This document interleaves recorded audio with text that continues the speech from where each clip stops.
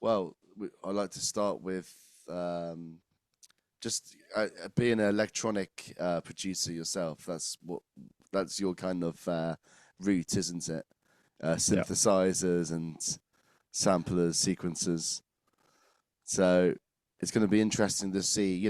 Can you do your? Is it viable to do your kind of music in a large studio, or do you think it's purely door based? Um, so I mean, it's definitely something that is not entirely door based. From my perspective anyway, because I use quite a lot of hardware. So I'm continually diving between the both, really. I and it depends who I'm working with as well. It has a massive difference on, what sort of job I might be working on. And for an example, at the moment, I've been doing an audio book, and you'll see in the background here that I've got like a kind of microphone set up, and there's like a stand there where my client can have his laptop on, and he's been doing a whole bunch of narration, so recording. I'll show you what it is. It's this book here.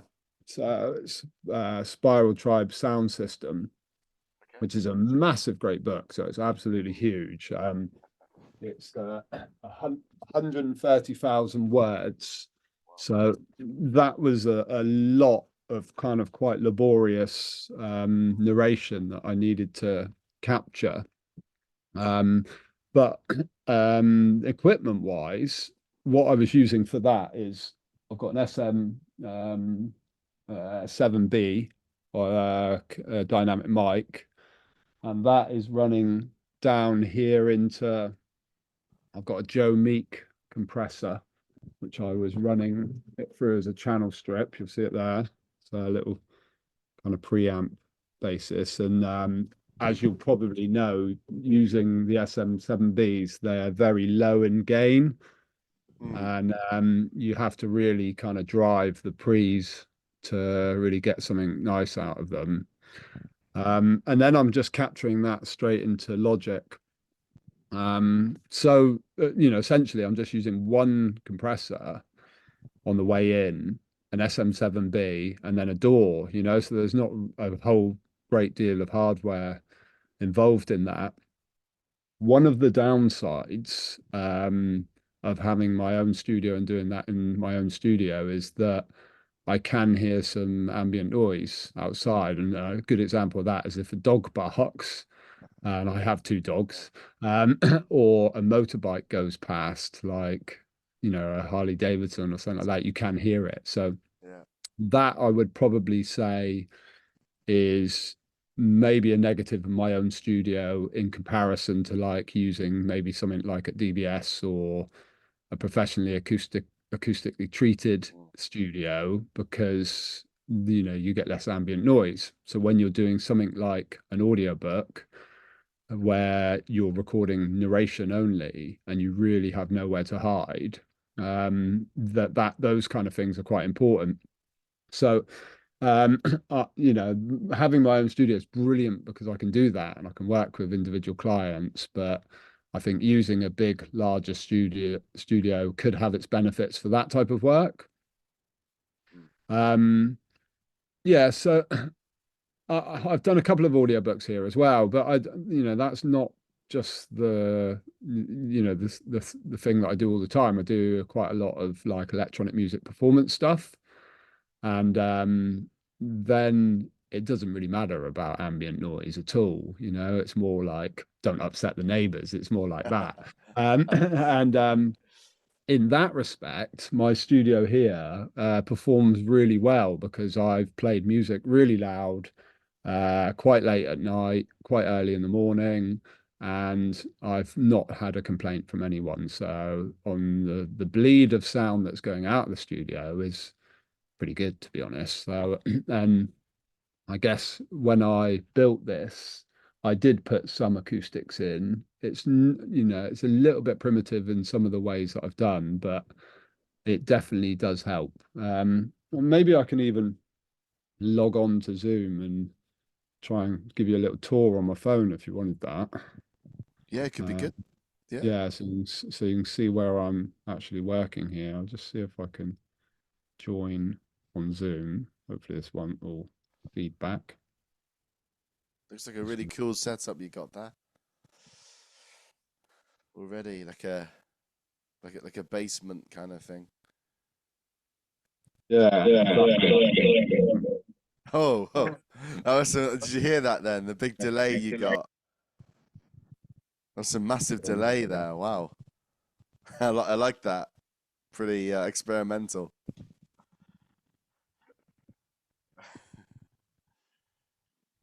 Oh, hold on, it's on mute at the moment. I don't know Okay. if How's that? Can there that's it. Yeah, perfect. okay. Right. So I'm just going to turn the volume down here.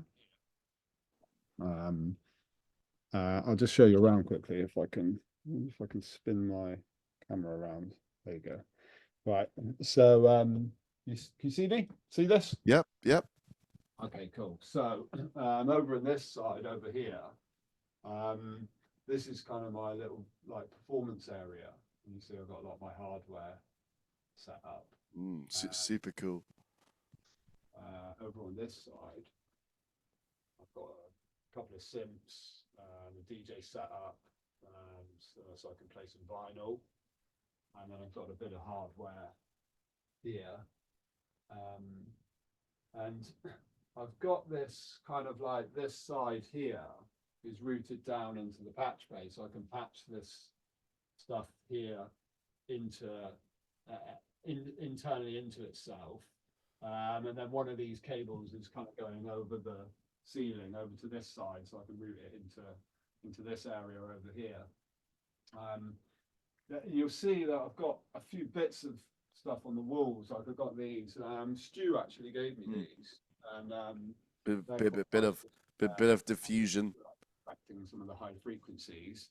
And you'll see I've got a little bit of acoustics. So I've got some absorbers there, my piano, and I built these individual clouds. These here you'll see in the ceiling.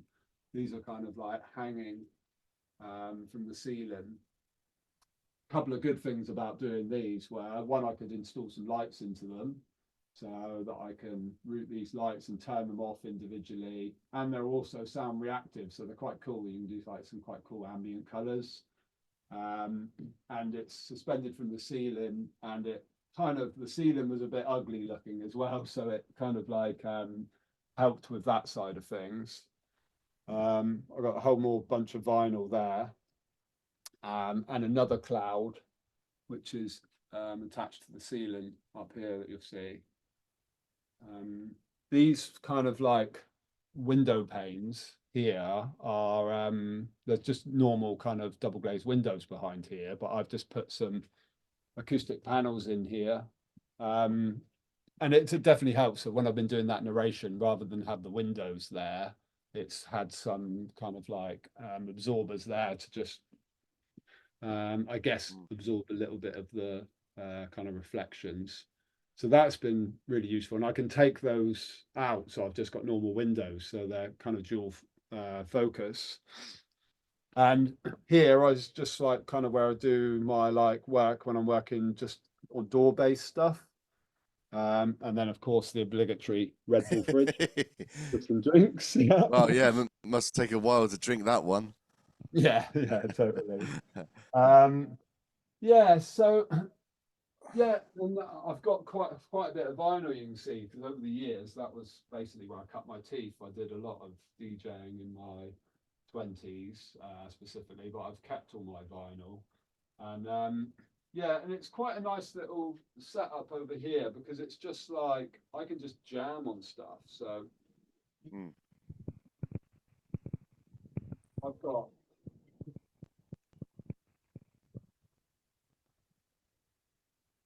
a really nice kind of like jammable setup here. So I often come over here and just jam, rehearse for live performances, come up with musical ideas. But I do a lot of that from having, no door at all, so I do that. Let's get this back on this one. Can you hear me? Yeah. Yeah, yeah.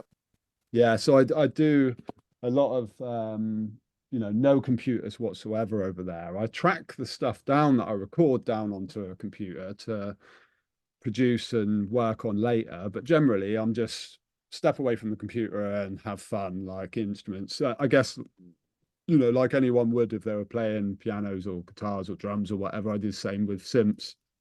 Um, so it's it's quite a fun, creative space really that I can dive around and Mm, have fun. And that was one of my main goals. And this is the third studio that I've built in various different houses that I've lived in. So this took quite a lot more work than the previous ones. You see this part here. This is an RSJ, but actually the room when I bought this house, it was split in two. So there were two rooms here, and it was entirely derelict. And I wandered around in here thinking, well, okay, well, I could put some, studio gear in one room, and then I could put a little bit of a performance space in one of the other rooms. And then I was sat there thinking, well, it's only me most of the time. I'm never going to be in both rooms at the same time. Why don't I invest the extra cash, knock down the wall in the middle, and mm. have a bigger space? And you know what, Sam? Like it cost me a fair bit of money that I could have bought some nice polysynths with. Yeah, But I'm so glad I did that because this space is a much better space for it to have like quite an open space. Whereas some of the project studios that I've had in the past have been like in my bedroom or in one of the other rooms in the house. So they've been kind of like, not quite functional. Whereas here I can build on this. Um, yeah, so it's a nice space, and it took me a good 18 months to wow. build it though, Yeah, because it was nothing. It was like a dump in here that was nothing was in here at all. It was just a mess. And fortunately, my sister's boyfriend is an electrician, so he kind of helped me wire it up and stuff like that. So that was good.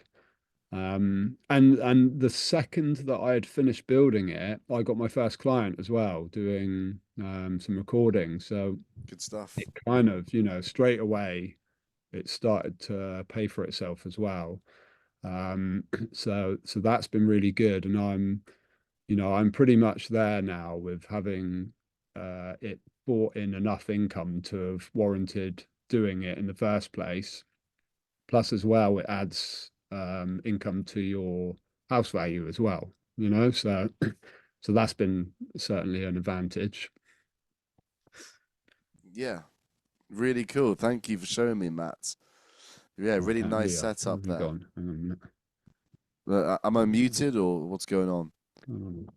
Is there something weird I'll say going something in on? a minute, Sam. Yeah, it's okay for me this side.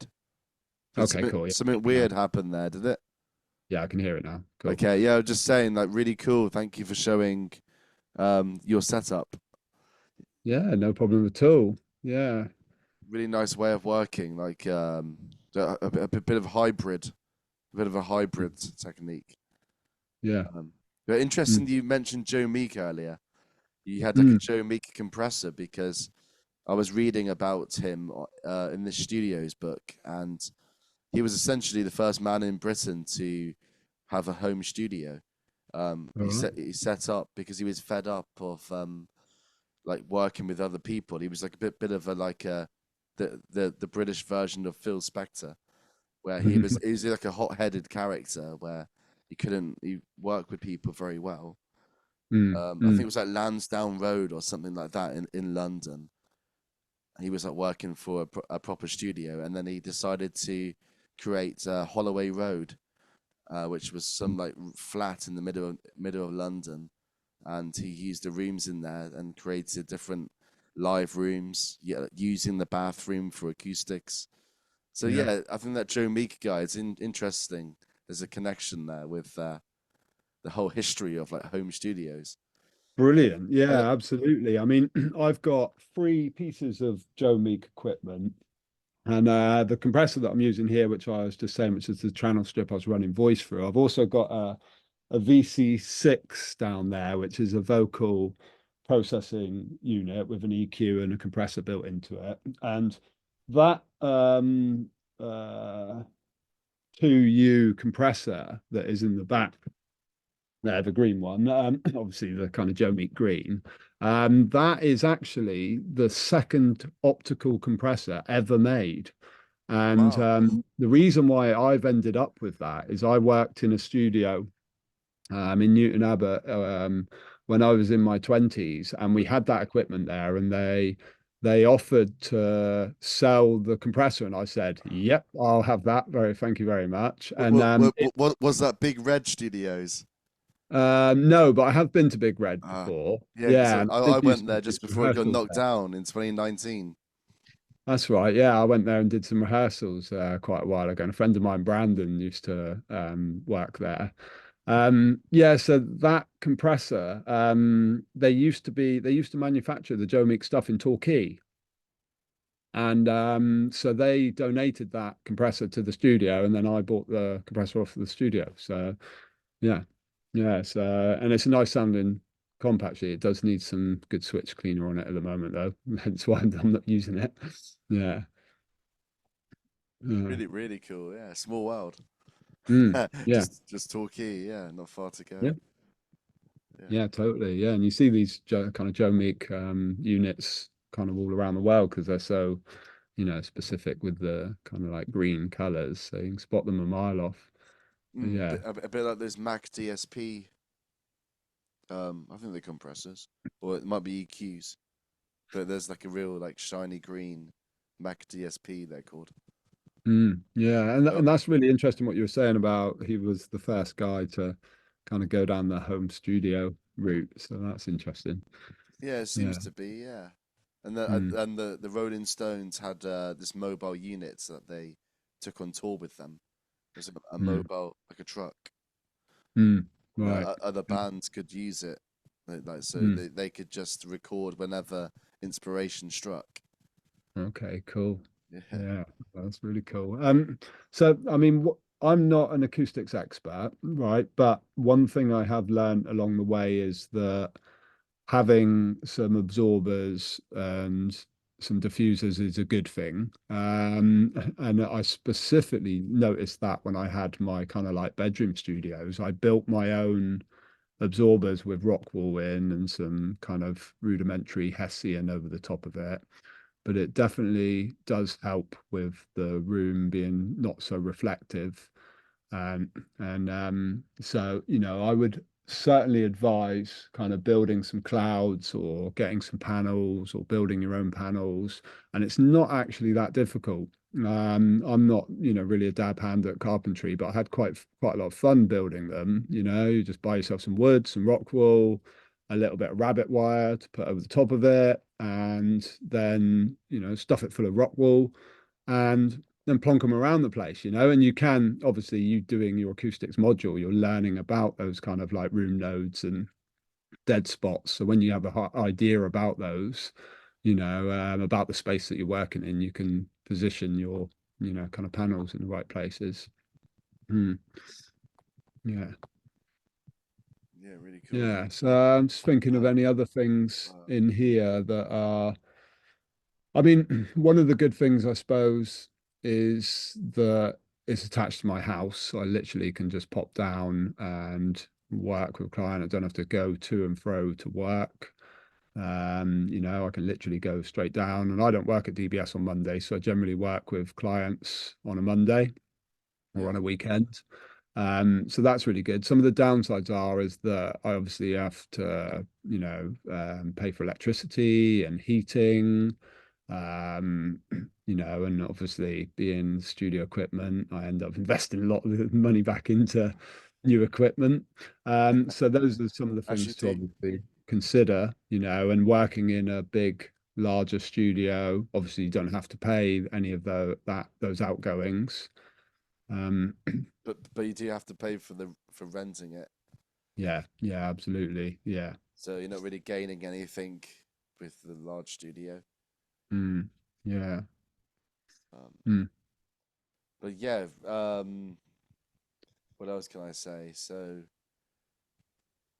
yeah, do you still think places like Real World are relevant, uh, or Mm. do you think it's more of a heritage like history thing where they're just trying to keep it running just for the sake of just like the heritage of the place?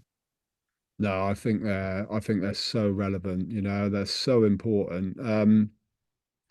You know, they're specifically designed for a particular, you know, uh, a particular method for recording. I mean, Real World, for example, I haven't actually been there, but I read a bit about it, you know, and it's designed specifically with the kind of live performer in mind. It's a big, huge space, you know, and all of those big studios like you know, like Real World and you know the Strong Room and you know some of the big studios up in London, Abbey Road, etc. They're all really important because there's there's some really really talented, experienced engineers that work for these places that really really know their stuff. They've got really really high grade equipment, which is obviously super important for getting maximizing best results. There are so many kind of like session musicians, library music, you know, media creators, video, sound design, movies, audio work that needs to be done. You know, these Yeah. places are really, really important for Mm. large scale projects and even small scale projects, but most certainly, you know, large scale, large budget, um, um, you know, orchestras Yeah. and the like, and you know, where a bigger space is required. So I think they're really, you know, they're really relevant and probably even more relevant than ever nowadays, you know, because you can quite easily set up a project studio. There are lots of them around, but to have, you know, really, really awesome equipment like huge SSLs and Neve desks and stuff like that, you know, they're not really practical in like a studio like this. If I wanted to get a, you know, a huge mixing desk, it would just take up half the space. And Yeah. you know, and I haven't got the space to record, you know, a full band, you know, and brass section and stuff like that. Although I have got a garage next door, which is a double garage, which I have considered maybe one day turning that into another space, but not for a while yet. Oh, I think I've got enough to do with Yeah. where I am. It's good to have Yeah, an ambition for the future. Yeah. yeah. And like I have a few friends that do quite a lot of work in the audio library music industry, and they have their own similar project studios like I have, but they often will go to places like Real World or you know or some of the studios in London to specifically record other session musicians just as part of the process, you know, but and for the pretty much the same reasons that they can't fit the same amount of people in, or it's location based where they'll go to London specifically because the session musicians live in London, or the record companies are in London, or you know, or the clients are closer. So, you know, I think there's that advantage. Um, yeah, yeah. So definitely still relevant. Yeah, yeah. Cool. Mm, Yeah, yeah, and thank you for that insight. mm, Yeah, yeah. Like also, there are compromises you can make, isn't there? Like, I know that SSL do like a tactile, like tangible kind of controller, don't they? So you can sort of have a little bit of the analog desk and attach it USB it to your interface, and then mm, mm, computer.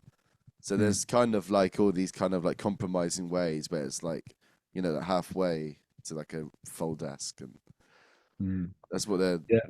Well, companies are pushing towards. Like, well, you're right. You know, like you can get yourself, a Universal Audio Apollo and have some really fantastic kind of preamps and save yourself all the space of requiring all the hardware and get, you know, pretty good results. You know, if not the same, if not better, perhaps maybe. But what you do need is you do always need space, Yeah, and you and do need good and and microphones and, as well. and money as well. Yeah, yeah, yeah. Good It can be quite microphones. expensive. Yeah, absolutely. But do you know what? You know, you can invest as you go, and like I'm properly into modular synthesis and stuff like that. But I sold one of my synths just to invest in that, and I could have bought myself another synth, but I decided to go for to take one of the walls down, because I was trying to think of the long game, I guess, that that I could get some more clients in by having a bigger, more creative space. And I'm glad I did that. And the one good thing about studio equipment is when you invest in it, a lot of the time it holds its price, or you can move stuff on and trade it in and, continually buy stuff. So I would definitely say that, yeah, you're right. It's a really expensive game to be in, but it's But also, but then it's also a good like hobby collecting stuff yeah, like absolutely. yeah, Yeah. like people Yeah. who are into like, the model railways, like collecting Hornby pieces over time. Yeah. That's what I used to do as a kid. Actually, I used to have a model railway. So I Yeah. guess it is like that really. Just follow your passions. Yeah, totally. I guess, and like railway or studio equipment, just have to think of ways of how you can monetize it, So, um, yeah, yeah, it's all possible.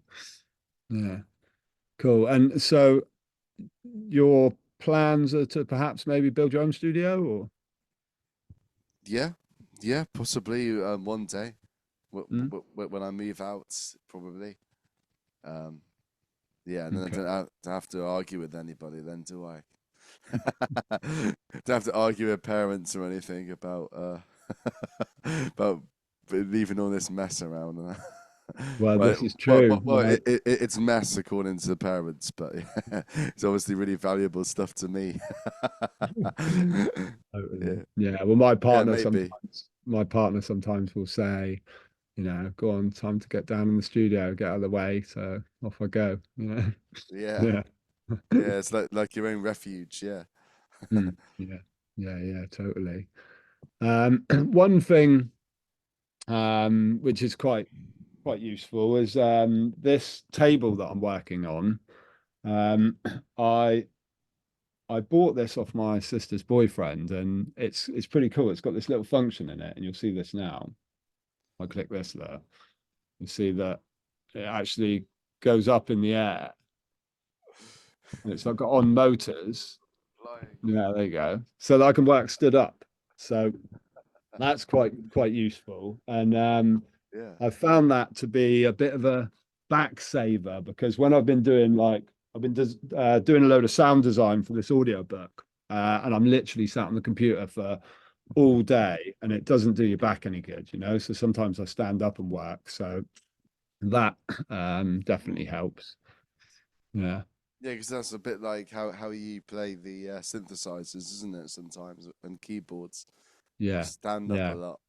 yeah, definitely. Like Yeah, yeah, if you do a performance. yeah, absolutely. I definitely prefer that kind of like stood up, kind of like moving around, creating some more energy. Yeah. And one of the things as well on that front of like standing up and playing synths and stuff like that is what I've found over the years is by jamming and playing, I make music a lot quicker than I do on a DAW. The DAW is brilliant for finesse, for finalizing, for Mm. mixing, mastering, For getting stuff to sound really, quantization. Yeah, yeah, really because of produced. the gridded kind of nature of it. Yeah, but the exploratory coming up with really nice kind of long winding kind of like top lines and things like that. It all comes from jamming and using your hands, in my opinion, that is. Anyway, it seems to work for me. Yeah, cool. Yeah, so that's some good insight into the playing side of things. Yeah. Yeah, and of course, obviously, large studios encourage performance, like with the space, and Mm, mm. you can get a band together in a room and stuff like that. So that's definitely another advantage. But that was good Yeah, what you said about like orchestras. Obviously, John Williams used Abbey Road for the Star Wars I think it was the 2000s prequels, wasn't it? The 2000s films and that he used Studio One for, and Mm, mm, yeah, and also yeah, bands still go in there like Air Studios and Rack. Um, mm, mm. Yeah, studios. but I think one of the things to consider as well, which is almost like in between of what you're kind of studying here, which is like project studios versus big, large studios, but also something to consider, I think, as well is the using just natural spaces as well to record. So for example, like using a church to capture the normal ambience and reverberation of a really nice church space versus like a natural amphitheater out in the countryside. So I guess it just depends who it is you're recording, what you want, and how you consider about what sort type of sound you want and how natural it wants to be as well. mm, And as we move more into like the realms of like AI and robots and stuff getting involved, I think that becomes more desirable as well. That yeah, people actually pushing away from that.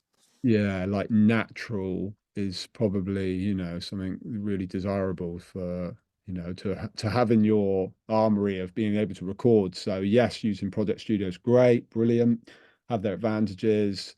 Big studios really have their advantages as well, but also things like location recording and stuff like that should like maybe come into the consideration. Yeah, Yeah, capturing the natural space. yeah, like Pink Floyd live at Pompeii, things like that, and Yeah. Well, people a recorded lovely in album to caves. check out, yeah, actually, is an album called Race to Zero by Jay Orban, who Jay actually works for DBS, Yeah, but he did a very, very lovely album. It's brilliant. Like to Google it and have a listen to it tonight. But yeah, all of the reverb on there is all natural reverberation from different venues. So it's a really wow, nice captured, lovely sounding yeah, album. using Um, impulse responses. Is that what he's Yeah, I'm doing? not sure how he actually. No, I think he actually went to the venues and recorded it live in the venues. Hmm. So rather than even using an impulse response and coming back and applying that to it, but it's a really lovely listen. So Okay. yeah, I think and another thing as well is just like I mean, Pete is probably the better person to talk to, but about capturing tone is like really important, isn't it? Like the different tone that all the different microphones have. And I bought that SM7B specifically to do these audio books, but I'm really glad I did because it has a lovely tone compared to some of the previous microphones that I had. So, Hmm. I think Yeah, they're the standard for um, what do you call it? Podcasts, apparently. yeah, yeah, yeah, that's right. Yeah, you see a lot of them on kind of YouTubers and influencers, don't you? Yeah, They not got a been new down. one now. It's like 7B plus, I think it's called. There's a Okay, new version out. Sound on Sound magazine. okay, cool. That's how I keep up with the latest gear. I like the Sound on Sound mags.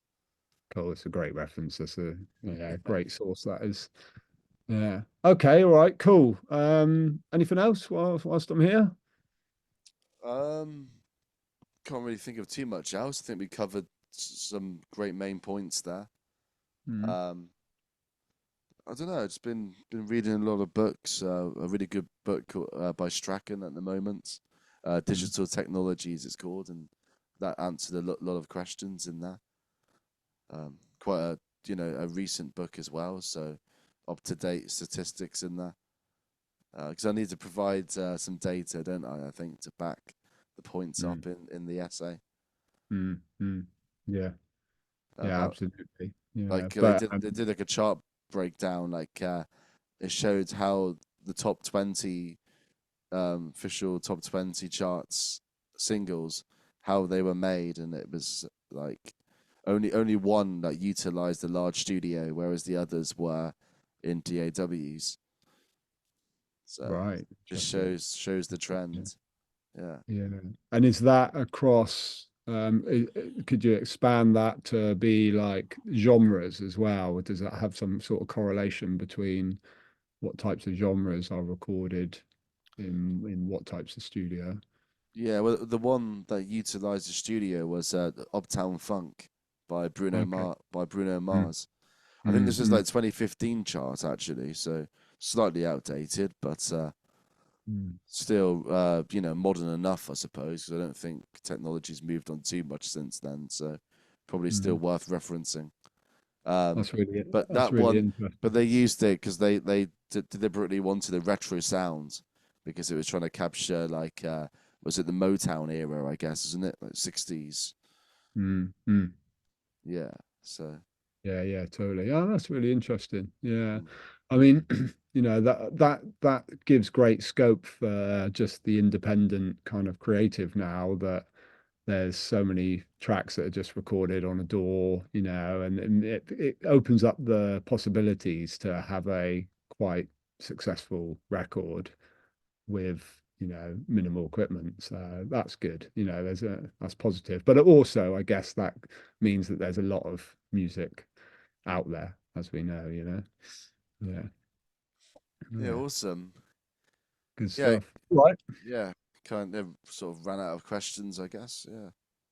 Okay, cool. Yeah.